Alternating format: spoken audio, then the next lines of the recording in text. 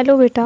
तो आइए स्टार्ट करते हैं। मैंने आपको आर्थिक क्रियाएं कराई थी। अब मैं इस वीडियो में आपको अनार्थिक क्रियाओं के बारे में समझाने वाली हूँ। ठीक है, देखिए यहाँ पे आपको, जैसा कि मैं आपको पीछे बता चुकी हूँ, अनार्थिक क्रियाएं वह क्रियाएं होती हैं जो कि बिना धन के लिए की जाए, मतलब जिसमें हमें धन कमाना हमारा उद्देश्य नहीं होता।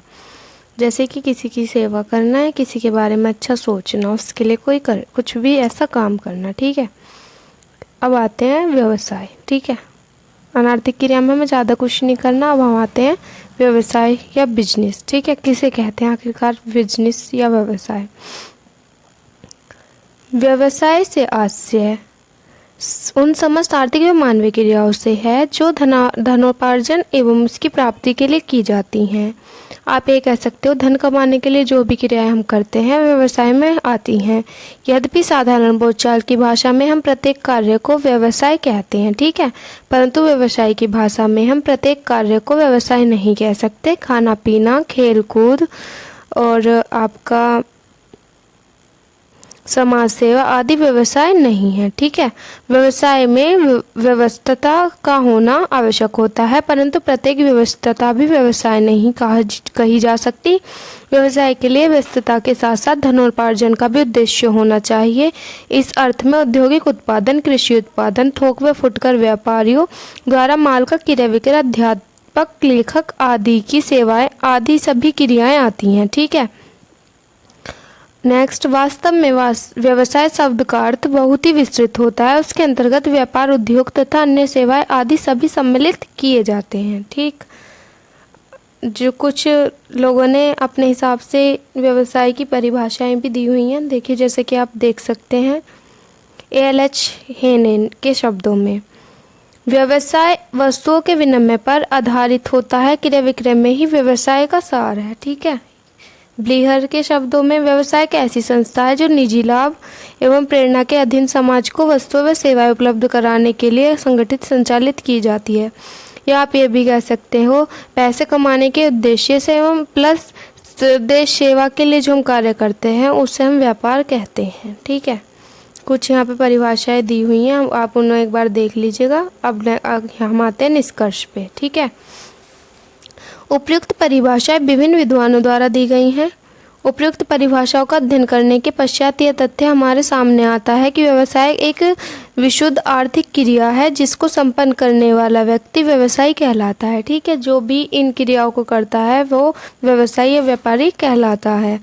सारांश में व्यवसाय की एक उपयुक्त परिभाषा इस प्रकार भी दी जा सकती है। ठीक, व्यवसाय की परिभाषा के अंतर्गत संपूर्ण मानवीय आर्थिक क्रियाएं आती हैं जो वस्तुओं एवं सेवाओं के उत्पादन तथा वितरण के लिए की जाती हैं, जिनका उद्देश्य अपनी सेवाओं द्वारा समाज की आवश्यकताओं को पूर्ति करके लाभ कमाना होता है तथा निजी अथवा सार्वजनिक संस्थाओं में स्वतंत्रता पूर्वक एवं नियमित रूप में की जाती हैं। ठीक है, आप समझ सकते हैं व्यापार वह क्रिया होती है जिसमें हम जो भी कार्य करते हैं वो कानूनन ठीक हो और हम लोगों की सेवा के साथ साथ प्लस धन कमाने के लिए उस कार्य को करते हैं। अब नेक्स्ट आ जाते हैं व्यवसाय की अवधारणा, कॉन्सेप्ट ऑफ बिजनेस।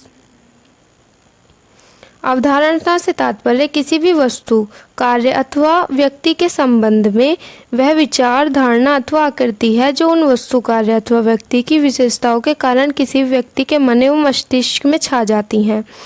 अन्य अवधारणाओं के साथ व्यवसाय की अवधारणा भी समय एवं परिस्थिति के अनुसार बदलती रहती है। ठीक है, जैसे कि यहाँ दिया हुआ है, व्यवसाय की अवधारणा भी समय एवं परिस्थितियों के अनुरूप बदलती रही है। परिवर्तन का क्रम तब तक निरंतर रूप में चलता रहेगा जब तक समस्त व्यावसायिक वातावरण पूर्ण रूप में गतिशील एवं विकसित न हो जाए। अध्ययन में सुविधा की दृष्टि से व्यवसाय की अवधारणा का अध्ययन निम्नलिखित दो शीर्षकों के अंतर्गत किया जा सकता है। व्यवसाय की अवधारणा को आप दो तरीकों से समझ सकते हैं, एक तो ओल्ड कॉन्सेप्ट है और एक आपका आधुनिक में। ठीक है, वर्तमान वाला। व्यवसाय की प्राचीन अवधारणा क्या है, आप पहले उसे समझेंगे। प्राचीन अवधारणा के अनुसार व्यवसाय शब्द का उपयोग केवल उन क्रियाओं के लिए किया जाता था जो धन कमाने के लिए की जाती थी। इस अवधारणा के अनुसार व्यवसाय का एकमात्र उद्देश्य ये इनके इन तरीके से अधिकतम लाभ कमाकर धन संपत्ति एवं आर्थिक सत्ता का केंद्रीकरण करना था, चाहे इसके लिए सामाजिक न्याय की बलि क्यों न देनी पड़े। प्रत्येक आर्थिक क्रिया का लक्ष्य धन कमाना ही था। उस समय व्यवसाय के क्षेत्र में मुनाफाखोरी का बोलबाला था। मतलब कि इसमें आपको बतलाया गया है कि पुराने टाइम में धन कमाने के लिए चाहे आप कोई भी कार्य क्यों न करें, चोरी डकैती या फिर कोई भी काम, वह सभी आर्थिक क्रिया में शामिल होते हैं और उन्हें ही व्यवसाय का रूप दे दिया जाता था। क्या सही क्या गलत इस बात को ना सोचकर लोग सिर्फ पैसा कमाने को ही व्यापार का नाम देते थे, जबकि ये अब की परिभाषा जो आधुनिक युग है उसके हिसाब से बिल्कुल अलग था। आइए देखते हैं आधुनिक युग की परिभाषा हमारी क्या कहती है। ठीक है,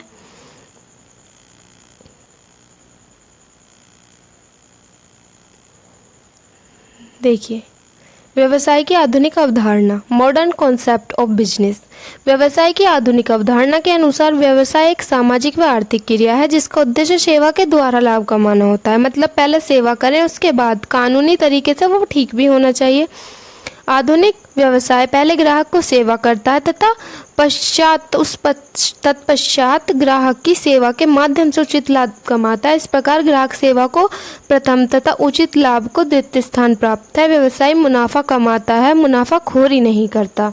हम काम भी वही करेंगे जो लीगल हो। और दूसरी बात, पहले हम किसी भी ग्राहक को उसकी आवश्यकता की वस्तु देंगे, उसके बाद उससे प्रॉफिट लेंगे। ये नहीं कि हमें सिर्फ प्रॉफिट कमाना होता है। ठीक है, आगे आते हैं व्यवसाय की विशेषताएं या लक्षण। ठीक है, समझ लेते हैं क्या होते हैं व्यवसाय की प्रमुख विशेषताएं, प्रमुख लक्षण इस प्रकार होते हैं। सबसे पहला है साहस। अगर आप व्यापारी बनना चाहते हैं, ठीक है, तो आपके अंदर ये एक गुण होना चाहिए। ठीक है, साहस का मतलब होता है किसी भी काम को करने के लिए एक जोश, उसे हम साहस कहते हैं, जिसके बिना आप कोई भी काम नहीं कर सकते। जैसे इसमें दिया गया है, व्यवसाय के विकास, विस्तार तथा नवप्रवर्तन में साहसी का महत्वपूर्ण भूमिका होती है। मतलब कि जब तक कोई व्यक्ति किसी भी कार्य को करने के लिए तैयार ना हो, वह उस काम को नहीं कर सकता। साहस एक शक्ति होती है जो कि अंदर से आती है। ठीक है, आगे देख लेते हैं जोखिम। Second, risk. ठीक है, ये ऐसी हर व्यापारी को जोखिम उठाना पड़ता है क्योंकि वह नहीं जानता जो व्यापार वह करने वाला है पूरी तरह से चल भी पाएगा या नहीं। तो जोखिम के बिना तो व्यापारी व्यापार कर ही नहीं सकता। और अगर आपको एक अच्छा व्यापार बनाना है और व्यापारी बनना है तो आपके अंदर जोखिम उठाने की भी क्षमता भी होनी चाहिए। ठीक है, आगे देखते हैं लाभ तत्व, प्रॉफिट एलिमेंट। इसमें क्या कहा गया है कि लाभ आर्थिक क्रिया के लिए मुख्य प्रेरणापद तत्व है। जब तक किसी व्यक्ति को ये पता होता है कि मैं इस काम को करने से मुझे क्या प्रॉफिट होगा, तो उस काम को करने के लिए और ज़्यादा जल्दी करता है और अच्छे से उसे करने की कोशिश करता है। तो लाभ कमाना व्यापार की एक सबसे बड़ी वो एक कह सकते हो कि किसी भी उस मतलब व्यापारी को प्रेरित करने की शक्ति है, क्योंकि लाभ कमाने के लिए ही कोई भी व्यक्ति व्यापार करता है। और नेक्स्ट पैरा देख सकते हैं, लेन देन की नियमितता। इसमें कहा गया है एक व्यक्ति यदि अपने मकान का विक्रय करता है तो इसे व्यवसाय नहीं कहा जाएगा, जबकि क्या है इसमें, व्यवसाय के अंतर्गत जो विनिमय किया जाता है उसे नियमित रूप से चालू रहना चाहिए। ठीक है, जो विनिमय लेन देन केवल एक बार किया जाए उसे व्यवसाय नहीं कहते। मतलब कि आज दुकान खोल ली, कल बंद करके बैठ गए, उसके बाद कोई पता ही नहीं है। तो जो भी आप व्यापार शुरू कर रहे हो वो रेगुलरिटी से चलना चाहिए, उसमें कस्टमर का आना जाना लगा रहे तो ही वह व्यापार का नाम दिया जाएगा, वरना व्यापार नहीं कहलाएगा। आगे देखते हैं हम वस्तु अथवा सेवाओं का विनिमय। व्यवसाय में वस्तु जैसे अनाज, ईंट, लोहा, सीमेंट आदि, सेवाओं जैसे परिवहन, बीमा, बैंक, दलाल आदि का मुद्रा में विनिमय होता है। ठीक है, अर्थात जब कोई वस्तु बेचने के लिए निर्मित की जाती है, खरीदी जाती है, तब वह व्यवसाय कहा जाता है। किंतु यदि कोई वस्तु उपभोग के लिए खरीदी जाए या बनाई जाए तो ऐसी प्रक्रिया को हम व्यवसाय नहीं कह सकते। ठीक है, सामान खरीद कर उसे सेल्स कर दें तो हम उसे व्यापार का नाम देंगे। वही सामान खरीद कर हम अपने घर में यूज़ करते हैं तो वो व्यापार में नहीं आएगा। आगे देखते हैं बच्चा, देखिए सेवा भावना। व्यापार का महत्वपूर्ण सबसे जो शक्तिशाली पॉइंट होता है वो होता है सेवा करना, लोगों के बारे में सोचना। जो भी आप व्यापार शुरू करोगे तो आप पहले ये सोचते हो कि लोगों को इसकी ज़रूरत है, तभी वह व्यापार किया जाता है। तो आप यह कह सकते हो कि व्यापार करने का एकमात्र उद्देश्य सेवा की भावना होता है, सेकंड नंबर पर धन कमाना माना जाता है। ठीक है, अब आता है पारस्परिक हित संतुष्टि, मतलब कि लोगों को संतुष्ट करने के बाद आपको जो खुशी मिलती है वो भी ये व्यवसाय को अच्छा बनाने का एक पॉइंट होता है। ठीक है, लोगों के लिए अच्छा करना। अब आता है 8 नंबर मानवीय क्रिया, ह्यूमन एक्टिविटी। व्यवसाय की एक मानवीय क्रिया है, पशु पक्षी द्वारा किए गए कार्य व्यवसाय नहीं कहे जा सकते। ठीक है, मनुष्य के लिए जो भी आप व्यवसाय करते हो वो मनुष्य के लिए किया जाता है, ना कि पशु पक्षियों के लिए। तो आप ये कह सकते हो कि मानव के लिए जो कार्य हम करते हैं व्यवसाय के रूप में वही व्यापार है, बाकी आप किसी चीज़ को व्यापार नहीं कह सकते। ठीक है, अब 9 पॉइंट देखते हैं, उपयोगिता का सर्जन, मतलब कि इसमें आप देख सकते हो कहा गया व्यवसाय के माध्यम से समाज उपयोगी कार्य किए जाते हैं। व्यवसाय किसी न किसी प्रकार वस्तु की उपयोगिता में वृद्धि करने का प्रयत्न करता है। प्रयत्न वस्तु का स्वरूप परिवर्तन करके, स्थान परिवर्तन करके, स्वामित्व परिवर्तन करके भी किया जा सकता है। मतलब कि जो भी लोगों को ज़रूरत है, उपयोगिता है जिस चीज़ की, उसको और अच्छे से सजा धजा के सेल्स करना, यह एक व्यापारी का उद्देश्य होना चाहिए, जिससे उसका व्यापार और भी अच्छा चल सकता है। ठीक है, आगे देखते हैं उपभोक्ता की संतुष्टि, मतलब जो आपके व्यापार में ग्राहक आते हैं सामान खरीदने के लिए, उनको संतुष्टि प्रदान करना। आपसे जो भी वो प्रोडक्ट खरीदें उसको लेने के बाद उन्हें खुशी होनी चाहिए, ये ना कि आप कोई भी लोकल सामान उन्हें दे रहे हैं कि आगे जाके आपका व्यापार डाउन हो। नहीं, आपको ऐसा कुछ नहीं करना, आपको बेस्ट क्वालिटी की चीज़ें अपने उस कस्टमर को प्रोवाइड करानी है। ठीक, अब आता है व्यापक क्षेत्र, वाइड स्कोप। इसमें आप कह सकते हैं कि व्यापक क्षेत्र का मतलब होता है बड़े मतलब क्षेत्र को लेकर, जगह को लेकर। तो इसमें ऐसा होता है कि आप जितना हो सके बड़ी दुकान खोलने का प्रयास करें। बड़ी दुकान में सभी लोग आएंगे, अगर एक साथ 10 कस्टमर आ गए तो आप उनको अटेंड कर सकते हो, जबकि अगर छोटी दुकान होगी तो आप 10 कस्टमर को अटेंड भी नहीं कर सकते और परेशानी होगी छोटी दुकान होने की वजह से। ठीक है बच्चा, आप देखिए नीचे दे रखी है 12वां पॉइंट है समाज की आवश्यकताओं की संतुष्टि, जो कि अभी हम ऊपर क्लियर कर चुके हैं कि जितने भी समाज में रहने वाले व्यक्ति होते हैं उनकी आवश्यकताओं की संतुष्टि के लिए आप व्यापार करते हो, और संतुष्टि करना लोगों को, वही एक मात्र व्यापार का उद्देश्य माना जाता है। ठीक है, बस इसमें इतना ही दिया हुआ है। अब हम आगे आते हैं, देखिए 11 पॉइंट पे आते हैं बच्चा। देखिए पूंजी का होना, व्यवसाय की एक विशेषता यह भी है कि इसमें पूंजी होती है, क्योंकि बिना पूंजी के कोई भी आर्थिक क्रिया अर्थात व्यवसाय नहीं किया जा सकता। तो पूंजी का होना व्यापार में सबसे मोस्ट है, अगर पैसे नहीं होंगे तो आप व्यापार भी नहीं कर सकते बच्चा। ठीक है, वैधानिकता देख सकते हो आप, वैधानिकता मतलब कि सरकार द्वारा मान्यता प्राप्त चीज़ें। ठीक है, व्यवसाय में नियमन एवं वैधानिकता का भी लक्षण होता है। कोई भी आर्थिक क्रिया जिसका विधिवत नियमन नहीं हो तथा सरकारी कानूनों की अवहेलना करके संपन्न की जाती है, उसे व्यवसाय नहीं कहा जा सकता। वही बात आ रही है बच्चा कि अगर सरकार द्वारा वह जो भी आप काम कर रहे हैं वह गलत है, इलीगल है, तो आप उसे व्यवसाय का रूप नहीं दे सकते। वो गैर कानूनी क्रिया है तो आप उसे व्यापार नहीं कह सकते। इस तरीके से आप समझ गए होंगे कि एक व्यवसायी बनने के लिए आपके व्यापार में क्या क्या चीज़ होनी चाहिए। अब आगे आते हैं व्यवसाय की प्रकृति, नेचर ऑफ बिजनेस। ठीक है, आइए इसे भी समझ लेते हैं। व्यवसाय की प्रकृति का विश्लेषण निम्न प्रकार किया जा सकता है। देखिए फर्स्ट पॉइंट आप इसमें समझिए, व्यवसाय एक सामाजिक क्रिया है, जो कि आप समझ चुके हैं। समाज में रहने वाले व्यक्तियों के लिए जो हम कार्य करते हैं वह जो कार्य होता है वही व्यवसाय है। ठीक है, लोगों की ज़रूरत पूरा करने के लिए, जो कि एक सामाजिक क्रिया है, क्योंकि समाज में ही मनुष्य रहता है। ओके बच्चा, सेकंड पॉइंट, व्यवसाय एक आर्थिक क्रिया है, वही जो लाभ कमाने के लिए हम कर रहे हैं तो वो एक आर्थिक क्रिया में आएगा। ठीक है, व्यवसाय एक मानवीय क्रिया भी है, समाज के साथ वह मानवीय क्रिया है, क्योंकि समाज में मानव ही तो रहते हैं ना, तो आप इस बात को समझ सकते हो।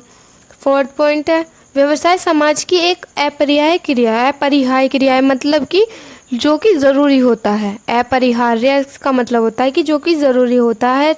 और राजनीतिक देखिए इसमें दे रखा है व्यवसाय का देश की आर्थिक सामाजिक एवं राजनीतिक क्रियाओं पर प्रत्यक्ष प्रभाव पड़ता है। तब व्यवसाय समाज की एक अपरिहार्य क्रिया है जिसके बिना समाज का कार्य नहीं चल सकता। मतलब कि जो भी सरकार या फिर जो भी मतलब हमारे राज्य से जुड़ी हुई चीज़ें होती हैं, सरकारी, सामाजिक, मानवीय, सभी आर्थिक, ये सभी एक्टिविटी व्यवसाय से जुड़ी होती हैं क्योंकि व्यवसाय ही इन सभी चीज़ों की पूर्ति करता है। ओके बच्चा। 5th पॉइंट, व्यवसाय एक तंत्र के रूप में कार्य करता है। तंत्र का आप ऐसे भी समझ सकते हो कि एक तरह से एक संस्था जो कि लोगों को जोड़ने का काम करती है। ठीक है, जैसे उत्पादन, विक्रय, विनिमय, वित्त आदि का समूह परस्पर निर्भर करता है। ठीक है, आगे देख लेते हैं। 6 पॉइंट देख लेते हैं बच्चा। व्यवसाय विज्ञान एवं कला दोनों है। ठीक है, आप समझ सकते हो। पहला, व्यापार करना, पैसे कमाना। ठीक है, जो क्रिया पहले से चली आ रही है उसके अकॉर्डिंग हम व्यापार करते हैं, वह हमारा विज्ञान है। ठीक है, वहीं अगर हम कला कहें तो अगर कोई भी व्यापार पुराने टाइम से आप करते आ रहे हो उसी में कोई सुधार ले आना, मतलब कोई भी प्रोडक्ट आपको अच्छे से सर्जन मतलब उसे सजा के सेल्स करना, या फिर जो भी पुराने टाइप के आप कपड़े बेच रहे हो उनमें डेकोरेशन कुछ अच्छी करा देना, तो वो कला के रूप में भी एक कार्य करता है। आगे देखते हैं। ठीक है, देखिए इस पॉइंट को समझ लीजिए। विज्ञान की वह शाखा जो प्रस्तुत स्थिति स्थिति का अध्ययन करते हुए कार्य और कारण में संबंध स्थापित करता है, आदर्श भी उपस्थित करती है। ठीक है, विज्ञान जो है ज्ञान की वह शाखा होती है जो कि जो भी आप कार्य करते हो उसके संबंध को भी जोड़ता है और उसमें और अच्छा कुछ करने का हमें हौसला देता है। ठीक है, आगे देखते हैं निष्कर्ष क्या निकलता है इस चीज़ से। निष्कर्ष, उपयुक्त अध्ययन के बाद यह कहा जा सकता है कि एक और व्यवसाय कला है तो दूसरी ओर वह विज्ञान भी है। व्यवसाय का महत्व, इम्पोर्टेंस ऑफ बिजनेस। तो व्यवसाय का महत्व क्या है, जहाँ तक जितना मैंने अभी तक आपको क्लियर किया है, अगर आपने अच्छे से समझा होगा तो आपको, मुझे नहीं लगता इसे अच्छे से मतलब पूरा मुझे डिटेल में समझाने की ज़रूरत होगी। फिर भी मैं हेडिंग के हिसाब से जैसे मैं अभी तक समझाती हूँ आपको क्लियर करती हुई चल रही हूँ बच्चा, तो समझने की कोशिश कीजिएगा। आधुनिक युग में व्यवसाय किसी भी राष्ट्र की आर्थिक प्रगति का आधार माना जाता है। व्यवसाय आर्थिक और सामाजिक दृष्टि से अत्यंत उपयोगी है। व्यवसाय के महत्व का अध्ययन निम्नलिखित शीर्षकों के अंदर किया जा सकता है। फर्स्ट पॉइंट समझिए, मानवीय साधनों का अधिकतम उपयोग होता है। मतलब कि जो भी हम व्यापार करते हैं सबसे ज़्यादा मानवीय साधनों का हम उपयोग करते हैं, लोगों की ज़रूरतों को देखते हैं। जितने भी मानव होते हैं उनकी ज़रूरतों के हिसाब से हम व्यापार शुरू करते हैं, जिनसे हमारे व्यापार को करने का हमें बढ़ावा मिलता है। ठीक है, नेक्स्ट पॉइंट, लोगों के जीवन स्तर में वृद्धि होती है। मतलब कि अगर लोगों को अच्छी चीज़ें मिलेंगी तो उनका जीवन अच्छा होता चला जाएगा। जैसे कि एग्जाम्पल के तौर पे आप समझिए, अगर किसी व्यक्ति को डेली वेज के कपड़े अच्छे ना हो तो उसका कॉन्फिडेंस लेवल जो होता है वो डाउन होता चला जाता है। वहीं अगर उसे कोई अच्छी क्वालिटी के कपड़े मिल जाएंगे तो वो सामने वालों के सामने किसी अदर पर्सन के सामने अगर वो जाएगा तो वो खुद को एक तरीके से बहुत मतलब कि अपने आप को कुछ अच्छी फीलिंग्स के साथ उस सामने वाले के सामने पेश करेगा, जिससे उसका कॉन्फिडेंस लेवल भी हाई होगा और सामने वाले पर भी उस चीज़ का असर देखने को मिलेगा। ठीक है, आगे देखते हैं। भौतिक साधनों की अधिकतम उपयोग। भौतिक साधन मतलब, भौतिक का मतलब होता है जो भी हमारी पृथ्वी पर चीज़ें इस टाइम अवेलेबल होती है उसे भौतिक साधन कहते हैं। तो व्यवसाय देश के भौतिक साधनों के अधिकतम उपयोग को संभव बनाता है। मतलब कि लोगों के खाने पीने से लेकर पहनने तक की चीज़ों को पूरा करने का कार्य करता है। ठीक है, अगला पॉइंट समझिए, उत्पादन का अधिकतम उपयोग। वही जो भी चीज़ें हम बनाते हैं वही चीज़ें सेल्स की जाती हैं, तो उत्पादन मतलब जो भी लोगों को ज़रूरतें होती हैं उन्हीं का उपयोग हम करते हैं। आगे देखिए, आर्थिक विकास का मापदंड है। मतलब कि आर्थिक विकास जैसे कि घर, मतलब आर्थिक का मतलब होता है अंदर। ठीक है, तो अंदर जैसे कि घर में जब कोई व्यक्ति घर में या फिर आप किसी भी देश में रहते हो वहाँ का खाना अच्छा होना, वहाँ की जलवायु से लेकर हर चीज़ अच्छी होना, तो ये सभी हमारे आर्थिक विकास का मापदंड होती है। व्यवसाय का महत्व इस रूप में भी है कि वह वास्तव में किसी भी राष्ट्र के आर्थिक विकास का मापदंड भी होता है। ठीक है, आगे आते हैं अब हम।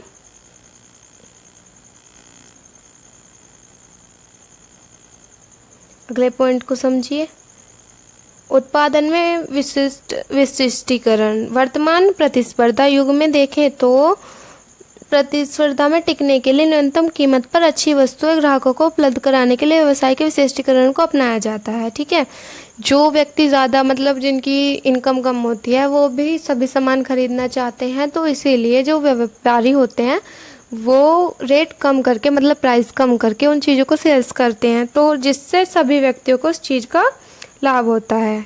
अगला पॉइंट को समझिए, नई नई वस्तुओं की खोज। मतलब कि जैसे कि आप देख सकते हो हमारे प्राचीन काल से लेकर अब तक के युग में हमने बहुत सी चीज़ों की खोज की है जिनकी हमें कहीं ना कहीं ज़रूरत थी। ठीक है, आप ये भी समझो बच्चा कि जब हमें ज़रूरत होती है तभी उस किसी चीज़ की हम खोज करते हैं, जब तक हमें ज़रूरत नहीं होती हम नहीं सोचते उस चीज़ को लेकर। ठीक है, जैसे कि पहले हमें बिजली की ज़रूरत थी तो हमने बिजली की खोज की, उसके बाद बिजली आने के बाद हमें एहसास हुआ कि हमारे घर में पंखे की भी ज़रूरत है, उसके बाद पंखा बनाने की खोज हुई, जैसे उसके बाद टेलीविज़न का आविष्कार हुआ। धीरे धीरे सभी चीज़ों में आपने देखा है कि सुधार होता चला आया है। अब तक कितनी चीज़ें डिजिटल हो चुकी हैं। ठीक है, पहले नेटवर्क के बारे में कोई नहीं जानता था और आज नेटवर्क के बिना कुछ नहीं है। ठीक है, शिक्षा का विकास। ठीक है बच्चा, शिक्षा का विकास, इसमें शिक्षा का विकास भी इस प्रकार से आप समझ सकते हो, व्यापार के माध्यम से अगर बच्चा पूरी तरह से, जैसे कि उसे अच्छा खाने को मिलेगा, अच्छा पहनने को मिलेगा, तो उसका स्वास्थ्य अच्छा होगा, जिससे वो जो शिक्षा लेगा वो भी अच्छी तरह से ग्रहण कर सकता है। अगर किसी व्यक्ति की ज़रूरत पूरी ना हो, कोई बच्चा भूखा है और उसे आप भूखे पेट पढ़ाने लग जाएं, तो उसका दिमाग पढ़ाई में ना लग के सिर्फ अपने खाली पेट की तरफ ही होगा, पेट में उसके दर्द हो रहा है तो वो पढ़ नहीं पाएगा। तो वैसे ही जब तक हमारी आवश्यकताओं की पूर्ति नहीं होगी हम किसी भी कार्य को अच्छे से नहीं कर सकते। अब आगे लास्ट है, ये लास्ट पॉइंट है संस्कृति का विकास। जब शिक्षा आएगी तो संस्कृति भी खुद उत्पन्न होगी। अपने देश के बारे में हम तब सोचेंगे जब हम खुद खुश होंगे। ठीक है, हम दूसरे की मदद तब करते हैं जब हमारे पास मदद करने के लिए कोई साधन होता है। इस तरीके से आप समझ सकते हो। अब आगे नेक्स्ट पॉइंट पर आ जाते हैं, व्यवसाय के उद्देश्य, ऑब्जेक्टिव्स ऑफ बिजनेस। आखिरकार व्यापार का उद्देश्य होता क्या है, क्यों करते हैं हम व्यापार? तो इसके व्यापार के उद्देश्य काफ़ी होते हैं। मैं आपको सारा क्लियर न करा के पॉइंट टू पॉइंट समझाऊंगी, जैसे कि अभी तक मैं आपको समझा रही थी। आर्थिक उद्देश्य, ठीक है, आर्थिक उद्देश्य में क्या चीज़ें आती हैं? आर्थिक उद्देश्य से आज से लाभों को अधिकतम करने, व्यवसाय का विकास करने तथा ग्राहकों की संख्या में वृद्धि करने, बाजार का विस्तार करने से है। आर्थिक दृष्टि से व्यवसाय को निम्नलिखित प्रमुख आर्थिक उद्देश्य होते हैं। क्या क्या होते हैं वो समझ लेते हैं हम। लाभ प्रयोजन, नवप्रवर्तन, ग्राहकों का सर्जन। ठीक है, लाभ प्रयोजन से उद्देश्य प्रॉफिट कमाना, और लाभ व्यवसाय का पारस्परिक लाभ है एक। इसमें लाभ प्रयोजन में भी दो दे रखे हैं। और लाभ भावी जोखिम व अनिश्चितताओं में सुरक्षा प्रदान करता है, जो कि मैं आपको पीछे क्लियर कर चुकी हूँ। थर्ड पॉइंट देख लीजिए, लाभ व्यवसायिक कुशलता का मापदंड होता है। ठीक है, कोई भी काम जब भी अच्छे से होगा जब आप उसे उस काम को करने के लिए लाभ देंगे। ठीक है, किसी व्यक्ति को अगर लालच दे दिया जाए किसी काम को करने का तो वो उसे और अच्छे से करता है। इस बात को आप ऐसे समझ सकते हो। फिर फोर्थ पॉइंट समझ लिए, लाभ व्यवसाय के विकास एवं विस्तार के लिए आवश्यक होता है। जब तक हमें प्रॉफिट ना मिले हम कुछ काम को करने का सोचते नहीं हैं। ठीक है, जब हमें पता होता है इस काम को करने का हमें फ़ायदा हो सकता है तभी हम उस काम को करते हैं, जो कि ज़रूरी भी है। ठीक है बच्चा, आगे देख लेते हैं।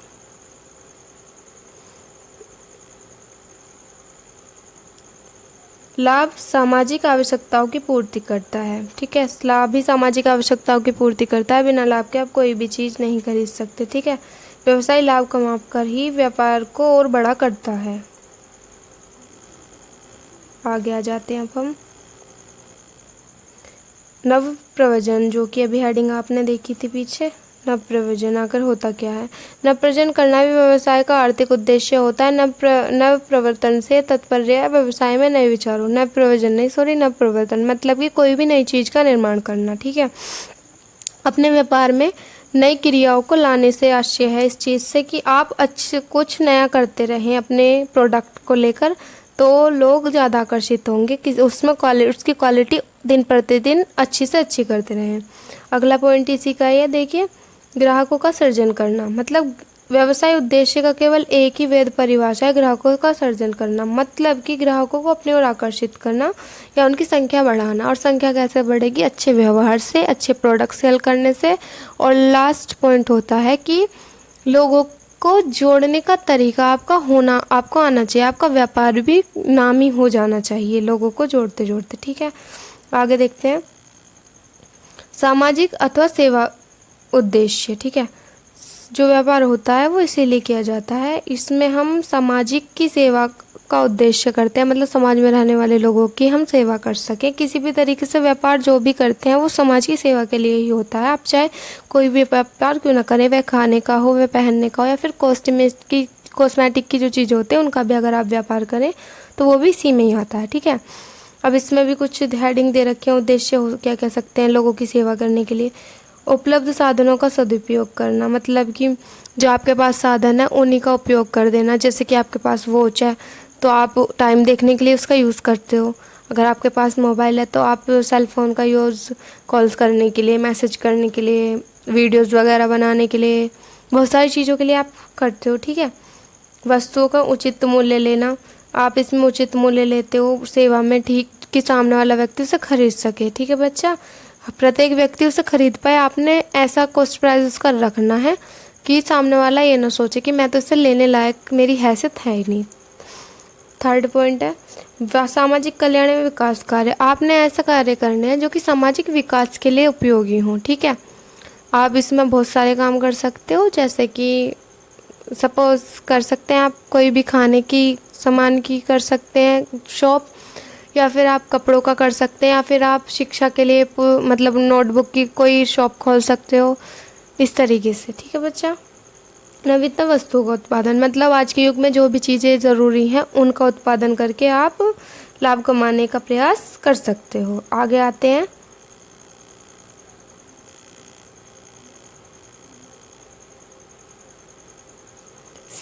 सरकारी करों का नियमित भुगतान करना। अगर आप व्यापारी हो तो टैक्स, आपको पता होगा कि हर व्यापारी को टैक्स देना होता है, जो भी वो कार्य करता है उसका सरकार को। ठीक है, तो वो सरकारी टैक्स आपको देने होंगे, तभी आपका व्यापार पूरी तरह से लीगल माना जाएगा। ओके, और जिसमें बहुत सारे टैक्स हो सकते हैं कि जो आप प्रोडक्ट बनाते हैं उसके ऊपर कर लगा होता है, जो अगर आप दूसरे देश में बेचते हो तो उसके लिए भी कर लगा होता है। बहुत सारे इसमें कर आ जाते हैं, वो हम आगे समझाएंगे आपको।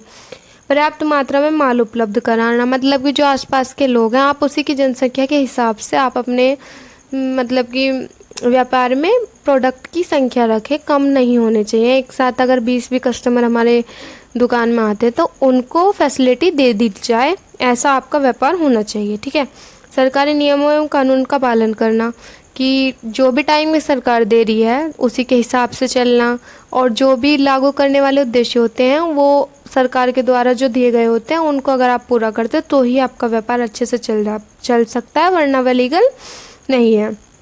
रोजगार उपलब्ध कराना, मतलब कि आप जो व्यापार कर रहे हो उसमें मजदूरों को रखना, जो लोग बेचारे बेरोजगार हैं उनको काम देना, ये भी व्यापार का एक मुख्य उद्देश्य माना जाता है। ठीक है बच्चा, आगे देखिए।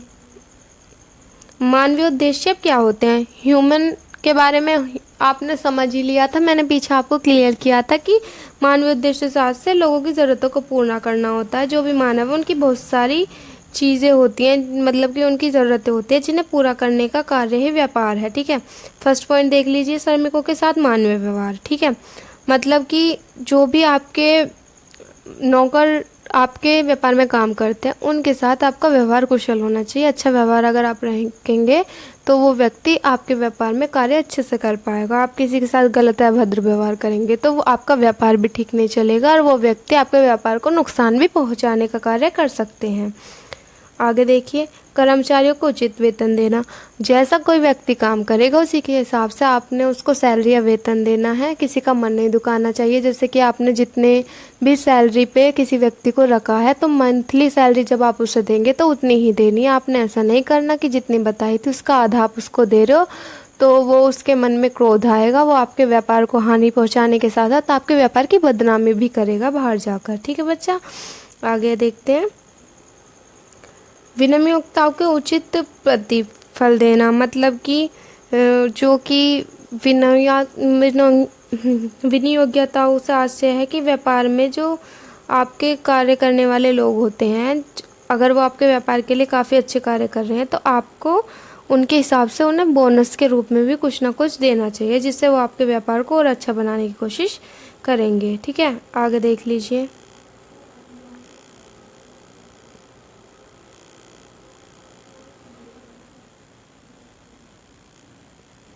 श्रम कल्याण एवं कार्यदशा में सुधार, मतलब कि आपने कोशिश करनी है कि जितना हो सके लोगों से काम तो कराएं, लेकिन उनकी ज़रूरतों का भी ख्याल रखें। ठीक है बच्चा, जैसे कि उन्हें टाइम पे पानी मिलना चाहिए, या फिर अगर सर्दियाँ हैं तो एक कप चाय उनके लिए होनी चाहिए। आपने ऐसी फैसिलिटी अपने व्यापार में रखनी है जिससे कि, और रोशनी और हवा उनके लिए पर्याप्त आती रहनी चाहिए, जिससे कि वो अपने आप को स्वतंत्र महसूस कर सकें। ठीक है, उपभोक्ताओं के हितों की रक्षा करनी चाहिए, मतलब कि अगर कोई भी कस्टमर आपके पास आ रहा है सामान लेने के लिए तो अच्छी क्वालिटी की उसे चीज़ दीजिए।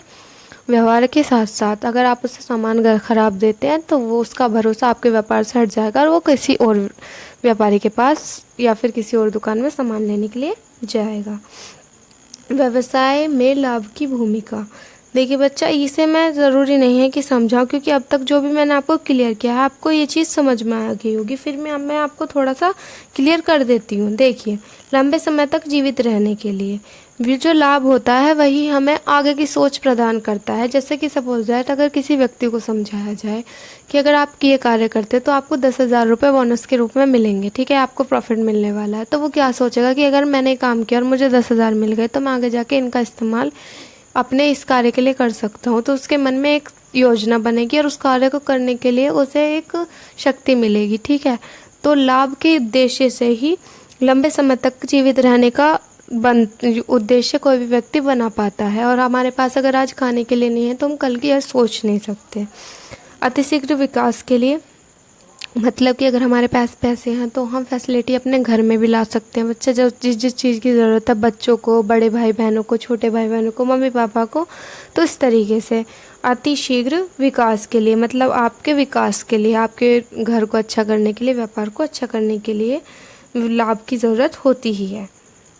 आगे देखिए, कुशलता में वृद्धि के लिए, मतलब कि अगर आप कोई किसी व्यक्ति को अपने कंपनी में काम के लिए रखते हैं, आप उसकी 5,000 सैलरी रखते हैं तो वो उस कार्य को करेगा। लेकिन वहीं आपने कहा अगर आप इस कार्य को बहुत अच्छे से करेंगे तो हम आपको 7,000 सैलरी देंगे, उस कार्य को और भी अच्छे से करेगा। तो कार्य में वृद्धि करने के लिए भी लाभ का एक अच्छा रोल होता है। प्रतिष्ठा व पहचान बनाने के लिए, ठीक है, आप जो ग्राहक आते हैं उन्हें कुछ छूट प्रदान कीजिए नगद लेने पर, तो आपकी प्रतिष्ठा बनेगी, आपका नाम होगा कि वो जो बिजनेसमैन है या जिस दुकान से हम सामान लाते हैं वहाँ के व्यापारी या वहाँ के जो ओनर है वो इतने अच्छे हैं कि अगर एक साथ हम इतने की मतलब वो शॉपिंग करते हैं तो वो हमें इतने % की छूट या डिस्काउंट देते हैं, तो वो आपका नाम भी होगा। ठीक है, अधिकतम लाभ अर्जित करने के लिए, जब आप एक साथ बहुत सारे प्रोडक्ट सेल्स करोगे तो बहुत सारे प्रोडक्ट जब एक साथ ख़त्म होंगे तो आप उन्हें खरीद के भी लाओगे तो आपको अधिक लाभ भी होगा। बच्चा, इस तरीके से तो आप समझ सकते हो लाभ ज़्यादा अर्जित करने के लिए भी हम इन कार्य को करते हैं। अब आता है, क्या अधिकाधिक लाभ कमाना व्यवसाय का उद्देश्य होना चाहिए, या व्यवसाय का उद्देश्य लाभ कमाना है, सेवा, या दोनों होना चाहिए। ठीक है, ये दो विचार हैं जो कि एक बिजनेसमैन के मन में आ सकते हैं। तो आज इसको क्लियर करते हैं। आप प्रत्येक कार्य को करने के लिए कुछ न कुछ उद्देश्य अवश्य छिपा रहता है, उसके आर्थिक, सामाजिक व अन्य किसी भी प्रकार का हो सकता है। ठीक है, व्यवसाय क्रियाओं को भी निश्चित उद्देश्य होता है। यह उद्देश्य लाभ को कमाना होता है। जब कोई व्यापारी किसी कार्य को प्रारंभ करता है तो वह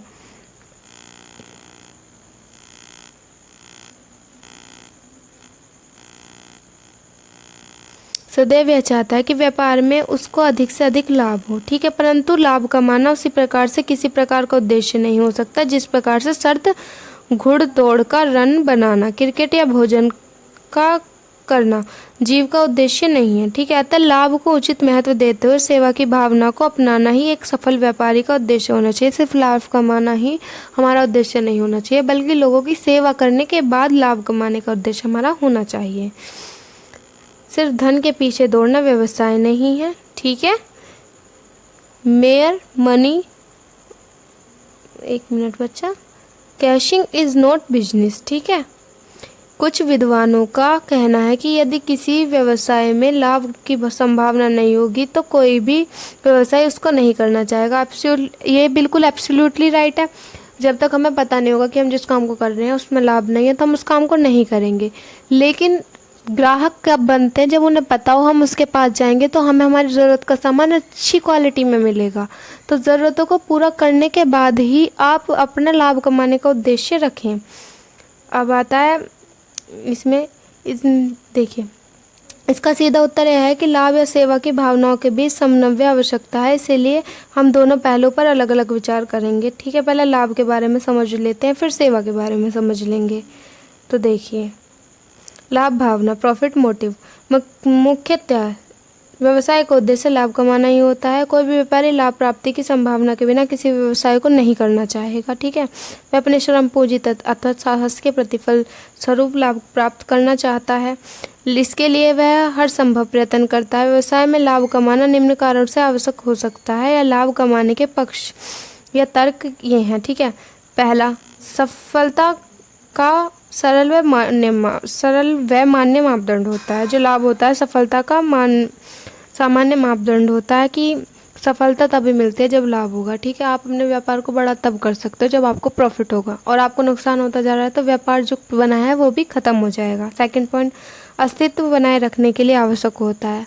जब तक हम अपने आप में सुधार नहीं करते रहेंगे हमारा कोई अस्तित्व नहीं रहेगा। ठीक है, हर चीज़ में बदलाव होना ज़रूरी है। वैसे ही व्यापार में अच्छे से अच्छे आपको सुधार आने वाले टाइम के अनुसार करते रहना चाहिए, तो ही आपका व्यापार अच्छे से चल सकता है।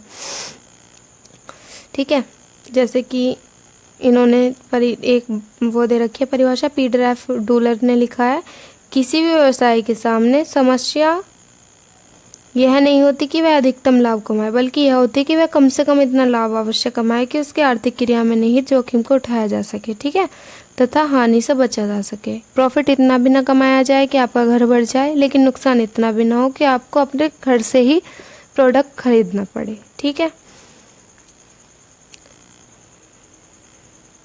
व्यापार के विकास व विस्तार के लिए आंतरिक अर्थ प्रबंध, प्रत्येक व्यावसायिक संस्था को अपने विकास में विस्तार की योजनाओं को पूरा करने के लिए अतिरिक्त पूंजी की आवश्यकता होती है। पूंजी की पूर्ति बाहरी विनियोजकों से या अपने द्वारा कमाए गए लाभों को पुनर्विनियोजित करके ही की जाती है। लाभ कमाने वाली व्यावसायिक संस्था ही बाहरी लोगों के धन लगाने के लिए आकर्षित कर सकती हैं। ठीक है, लाभ कमाने की योजना ही लोगों को आपकी ओर आकर्षित करेंगी कि अगर आप एक तरीके से आप इससे समझ सकते हैं उदाहरण से, जैसे कि एग्जांपल के तौर पे एक बाय 1 गेट 1, एक खरीदिए दूसरा आपको मुफ्त मिलेगा, एक खरीदेंगे अगर आप, तो लाभ कमाने के उद्देश्य से आपके व्यापार में ग्राहक बनेंगे, कस्टमर आएंगे और आपका व्यापार बढ़ेगा। इस तरीके से बिना लाभ के कोई भी व्यक्ति किसी चीज़ को नहीं खरीदता, जब उसे ज़रूरत होती है वो तभी उस चीज़ को लेता है।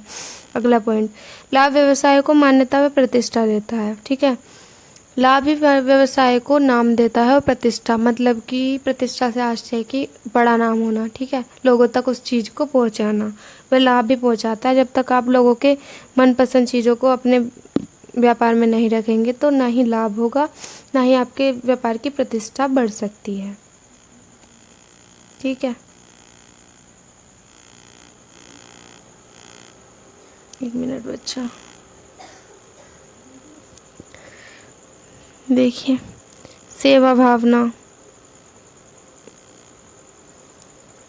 सर्विस मोटिव, व्यवसाय में सेवा भावना का आशय ग्राहकों को एवं समाज की संतुष्टि प्रदान करने उपयुक्त लाभ कमाना है। दूसरे शब्दों में ग्राहक अथवा उपभोक्ताओं की सेवा द्वारा लाभ कमाया जाना चाहिए। ठीक है, आप समझ सकते हैं लोगों की मदद करने के बाद, लोगों की सेवा प्रदान करने के बाद जो लाभ कमाया जाता है वही व्यापार में आता है। ठीक है, किसी भी व्यवसाय का प्रमुख उद्देश्य सेवा और दूसरा लाभ कमाना होता है। पहला उद्देश्य है लोगों को मदद करना है, लोगों को उनकी मदद आवश्यकता की चीज़ें देना और फिर लाभ लेना, उसके हिसाब से वही व्यापार है। ठीक है, नेक्स्ट, इस प्रकार व्यवसाय सेवा के उद्देश्य की पूर्ति में निम्नलिखित कार्य किए जाने चाहिए। आप क्या क्या कार्य कर सकते हैं जो कि व्यापार में आते हैं, समझ लेते हैं जी। वस्तुओं का प्राप्त मात्रा में पूर्ति, मतलब कि वस्तुओं की प्राप्त मात्रा में जितनी लोगों को ज़रूरत है, आपके आसपास रहने वालों को, जहाँ भी आपकी शॉप है वहाँ के आसपास के लोग अपनी ज़रूरत के हिसाब से आपसे सामान ले जाएं, उन्हें पूरा माल मिलना चाहिए। अच्छी किस्म की वस्तु प्रदान करना, क्वालिटी में अच्छी चीज़ें होनी चाहिए। उचित मूल्य पर वस्तुओं को उपलब्ध कराना, कोई ज़्यादा हाई प्राइस नहीं रखना जिससे सिर्फ अमीर लोग उस चीज़ को खरीद सके, बल्कि जो गरीब व्यक्ति होते हैं वह भी आपसे सामान खरीद सके। उपभोक्ताओं को वस्तु एवं सेवाएं सही समय पर आवश्यकता अनुसार उपलब्ध कराना, ठीक है। जब ज़रूरत हो तभी आपकी दुकान में से उन्हें सामान मिल जाए, ऐसा ना हो कि उस टाइम पे आप बंद कर देते हो, ये गलत है। व्यापारी को निश्चित प्रमाणों अनुसार की वस्तुएं निर्मित करनी चाहिए, मतलब कि स्टैंडर्ड, प्रमाणों से मतलब है स्टैंडर्ड, कि लोगों को किसी चीज़ की ज़रूरत पड़ सकती है उसी के हिसाब से।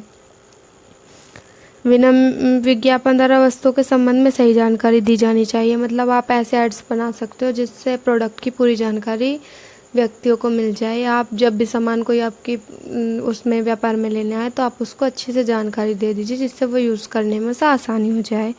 कुशल विक्रयकर्ताओं की नियुक्ति करना, मतलब कि अपने व्यापार में ऐसे व्यक्तियों को रखना जो कि व्यवहार भी अच्छा हो और ग्राहक को अटेंड करने में अच्छे हों।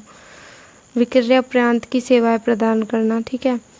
विक्रय उपरांत मतलब कि विक्रय खरीदने के बाद या जो खरीदने आया है उसके लिए सेवाएं, बैठने की व्यवस्था होना, पानी होना चाहिए, हवादार रूम होना चाहिए, ठीक है, पंखों की व्यवस्था होनी चाहिए। ग्राहकों को शिकायत पर ध्यान देना, अगर कोई भी कस्टमर आपके पास आकर किसी चीज़ की शिकायत करता है तो उस पर ज़रूर ध्यान देना चाहिए, जिससे दूसरा कस्टमर उस चीज़ को ना दोहरा सके। लास्ट पॉइंट है, ग्राहकों के साथ अच्छा व्यवहार होना चाहिए, ठीक है। अगर देख लेते हैं लाभ